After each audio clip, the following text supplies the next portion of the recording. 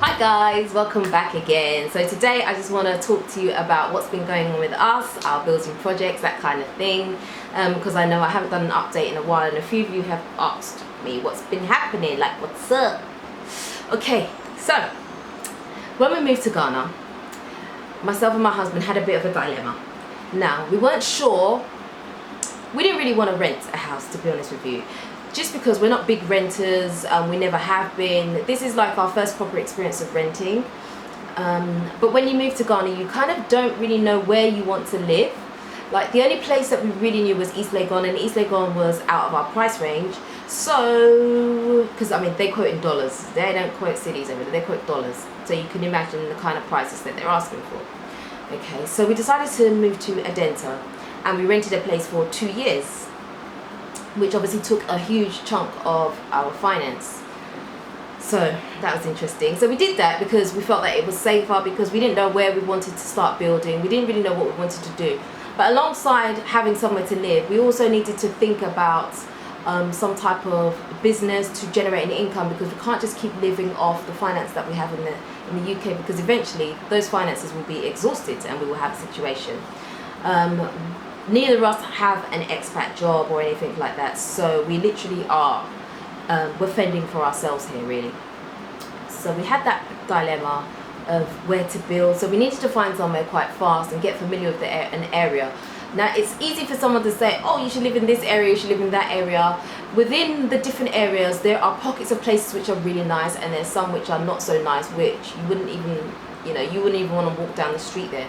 So you have to know what's right for you. So we didn't want to make a mistake and buy land somewhere where we thought, we just can't live here. Nah, we started in the wrong place and waste all that money. So we didn't want to do that. So that's why we rented, so to give us an opportunity to scout the place basically and find out what worked for us. So we found an area, we liked OUP, and we decided to actually start our business. Okay, so we bought some plots of land and we started doing like a mini estate, and it's been going really, really well, but it has been capital intensive for us, I will say that, and it's not been without its challenges. As you know, this is Ghana and there are no rules which will tell you do A, B, C, D, E, whatever. And so literally everything that we've learned has been word of mouth, and so it's been tough. It has been it's been tough, but it was going well. You know, we managed to purchase the land without any problems. We've not had any litigation on it. We started the process of, you know, getting the title and things like that. They're things that are important, but obviously all those things require money, and I'm not talking about just the money that you pay for them to process it. Read between my lines. Read between them, yeah? So it's been a bit like that, because you need people's help. You can't just, in Ghana, you can't just go it alone. You always need someone to go ahead of you, or you need to know, you need to have connections. You definitely need that. Without that, you will turn around and you'll go back. You will go back. It's as deep as that. It's really tough. But anyway, I'm rambling, so I'm going to try and get to the point here. Okay. So basically, we started building that, and we have now reached a point where our rental is almost up. And we're like, okay, we just paid a huge amount of money for this place, which is now run out. I mean, it probably doesn't sound a lot to you, but it works out, I think, at the time to be about £6,000 or so for 2 years of rental. And to be honest with you, we don't want to pay another rental, because it's like that £6,000 is a huge chunk of money that we could actually use to start our own building somewhere. And so this is our dilemma. So what's happened now is that we've kind of had to put our project a little bit on hold, just because we need to get ourselves somewhere to live. Literally, our rent is due end of July. So we're in May now, May, June, July. We have like 2 and a bit months. And so we decided, no, we're not paying another £6,000 here. I mean, the house has got problems, issues with it, and we don't want to put our money into somebody else's house to fix the issues here, and we don't really want to rent another place. It's just a waste of money to me anyway. It's like throwing your money out the window, just going like that. And I don't really want to do that because it's a waste. So we decided to start a project. So alongside doing our business projects, we are also doing our house So our business project has had to stay on hold for a little bit. And we've started now doing our house. And I will get some pictures at some point on another video, because I don't have any pictures of it yet. But we started doing the foundation. Now, I need to backtrack a bit. So I'm going to backtrack a bit, and I'm going to tell you the story of our estate that we're doing.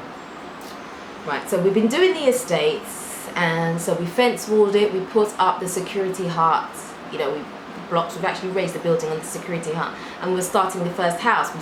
We were doing the foundation, like literally they've dug the trenches, they've put the blocks in the ground, and we were about to put the laterite in and do the foundation. And then we got a big massive notice on our thing one day, boop, nice in red, stop work, produce permit. Now we knew we needed a permit, but nobody in Ghana could tell us how to go about getting this permit. Seriously guys, people just don't know how to get this permit. So what happens is, when these task force people come around and they issue that, they put that sign up there, if they see you building, they will take your tools. Thankfully they didn't take our tools, but we had to shake hands with them, you know, so that they wouldn't take our stuff. So we shook hands with them, and then we shook hands with them again. It was tough. It was tough because it's a waste of money and it's unnecessary. We were trying to get the process going after the permit, but getting a permit, it takes months, and you have to have certain things in order. They have to do like, I don't even know the full story yet. They have to do like a soil test, they have to do fire brigade, you have to have your architectural drawings done. We had our architectural drawings done, but we still it needed a little bit of tweaking basically. And so we were submitting that, but they still wouldn't leave us alone, and then we ended up with a final warning, produce permit. And we had to go to the office. So literally we had to down tools, and we went to the office, and obviously we had to sort out the situation. I'm laughing because I'm trying to be diplomatic as I'm speaking, and it's proving quite tough, really. So they said that we had to, meet the boss, the director. And we knew that we would have to pay a fine, which was fine, because obviously we had started work, same as everybody else, without a permit. We knew that he wanted to do us like early in the morning, so my husband had to go to that, and we knew that we needed some help. And so thankfully someone that we knew had a connection to the guy, and basically, anyway, to cut a long story short, it went fine.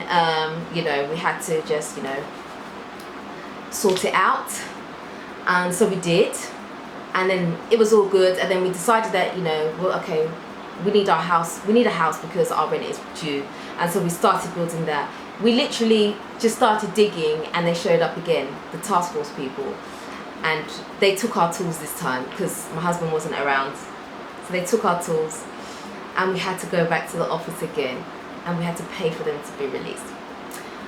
Anyway, to cut a long story short, we ended up, we have like a temporary permit, but we still need to sort out the paperwork and get that moving. You might ask, why did we start work without a permit?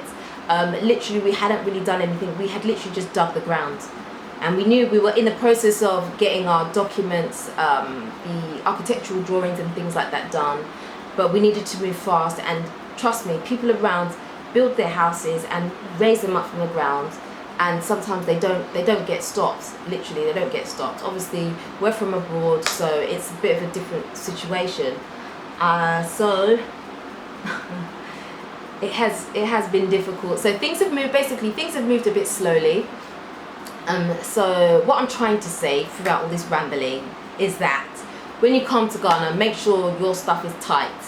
Make sure if you're building, you build in an area that you know that the land is genuine, that everything is cool.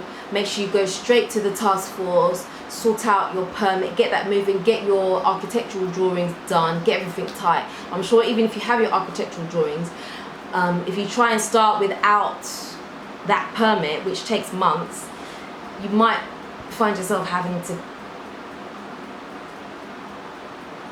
you know, so it's been tough. So things have been going a little bit slow, which is why I haven't done an updated video on that project. But the project is still there, it's still going ahead, we're still moving with it, but that's the situation for now. So we're literally, anyway, we're allowed to go ahead with our personal building, so we're doing that at the moment.